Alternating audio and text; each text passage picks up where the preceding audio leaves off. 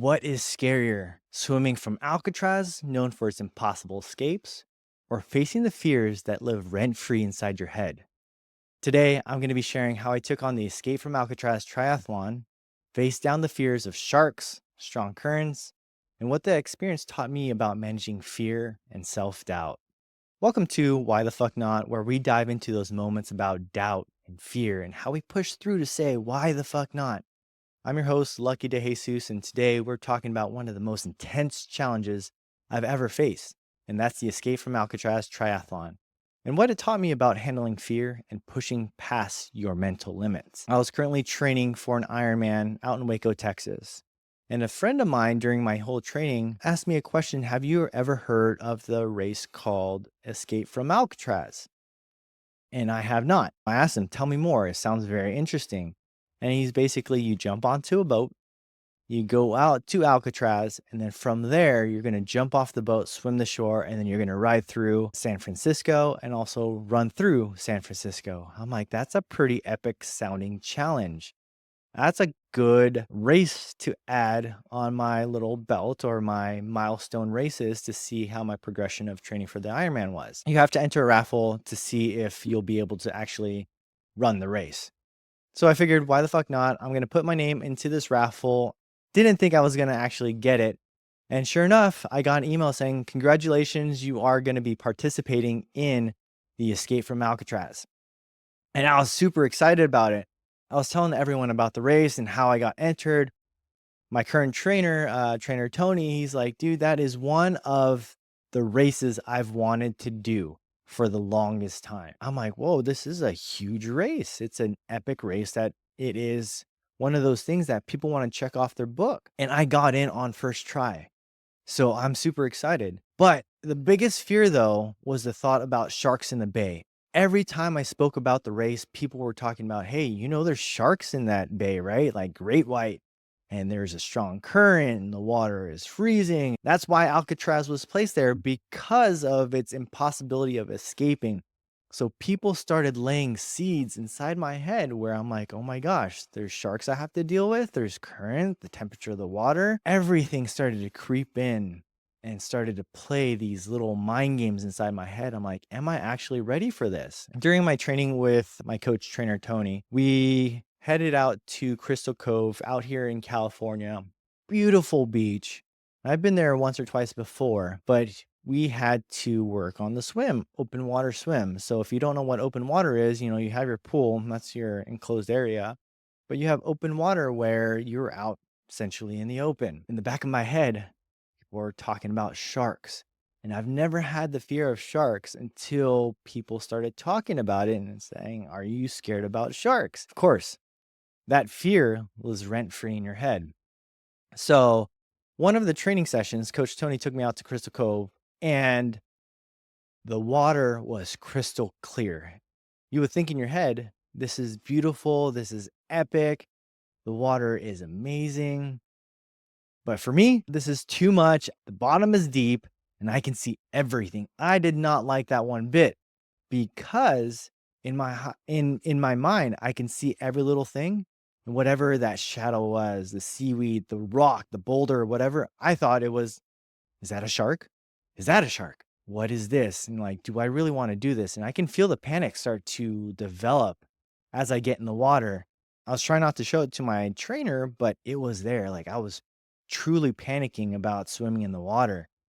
So I didn't want to quit because I didn't want to waste my trainer's time. And I also had a bigger goal at the end of it, was to swim 2.1 miles during the Ironman. And this is one way for me to get comfortable, is to swim out in the ocean, just to be comfortable in the water. I think we swam about a mile, maybe a little over a mile in Crystal Cove, just open water swimming. First 10 minutes of that, I was panicking. And it was because the water was so clear.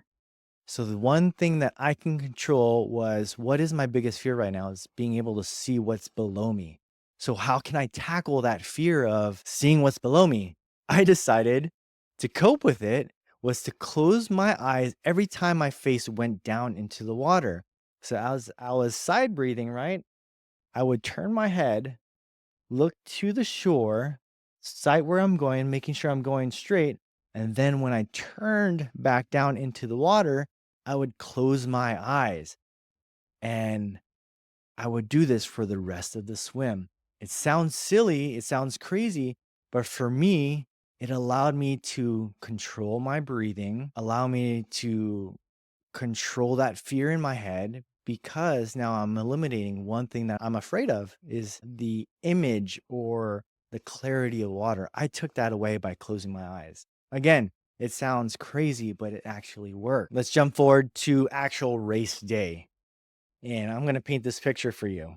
It is super early, dark. I forgot what month it was, but it was dark. I had to get there early to load onto the boat and all this other stuff to stage the whole race. I felt kind of like the atmosphere was very intense but silent at the same time. Like it was thick, but it was also very energetic. It was a very weird feeling. And on the boat, there's people chatting. There's other people just sitting there trying to relax.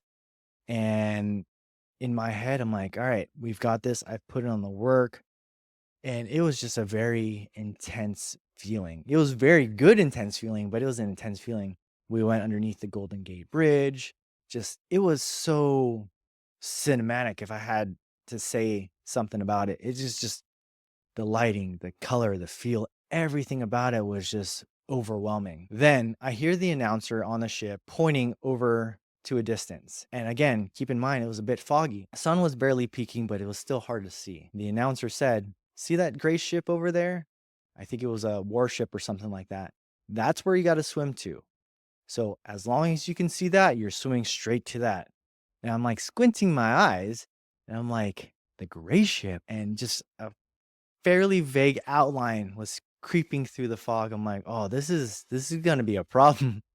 I don't know where I'm going, and I don't know if the fog is gonna clear or whatnot. I feel like I'm just gonna get swept away. Then as it starts to ramp up, people are stretching and they're getting ready. You got the professionals on the side of the boat. They count down, they jump off, and you just again, the energy just starts to increase.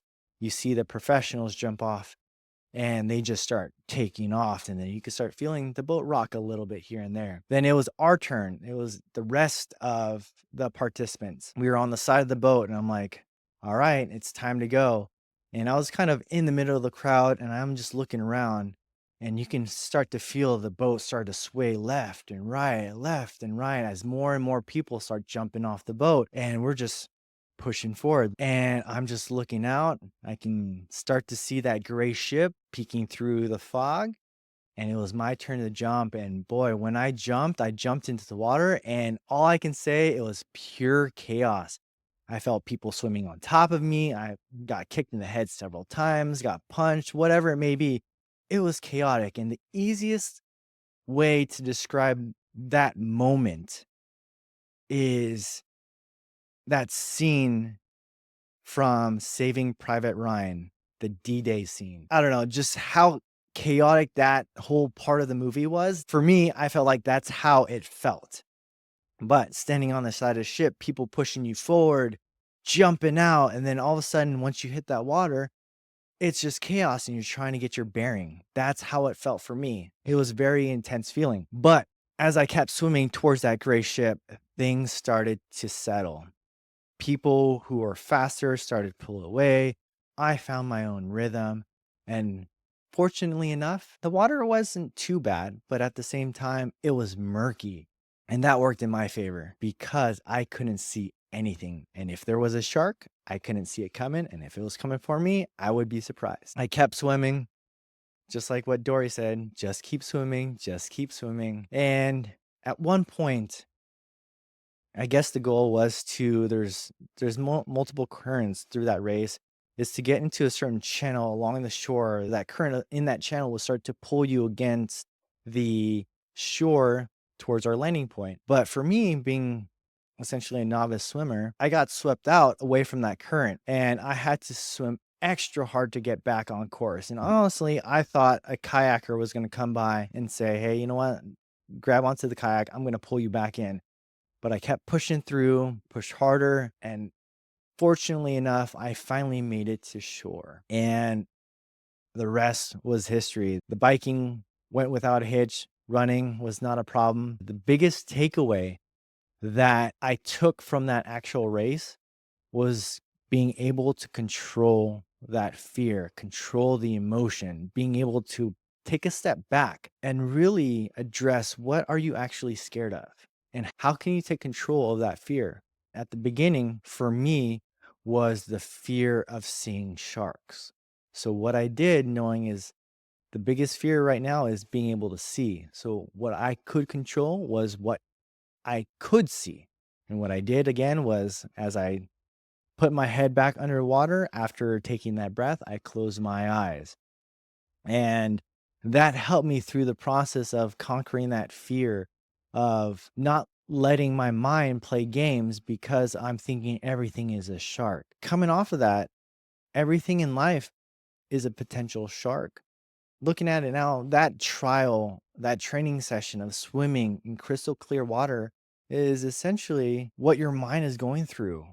So those sharks are your fears. Are you afraid of the actual shark itself, or are you afraid of the failure? Are you afraid of the judgment? Are you afraid of the difficulty in the process of getting to your goal? Those little milestones are the sharks that are trying to get you. But what can you do to stop the sharks from getting to you? How many times can you just get started and be comfortable with failure? Because that's going to give you an ability to pivot and move faster because you've gone through those experiences before. The fear of judgment, afraid of putting yourself out there because you feel like you do have a good story to tell, like for example, this podcast, but you're afraid of people judging you. So sharing my struggles on social media and hearing encouragement from others helped me push through a lot of these tough moments. Knowing that my family was also watching, I couldn't quit because if I quit, that sent a message to my wife, my son, my daughter, saying that it's okay to quit when things get hard. And that's not a message I want my family to grow up on.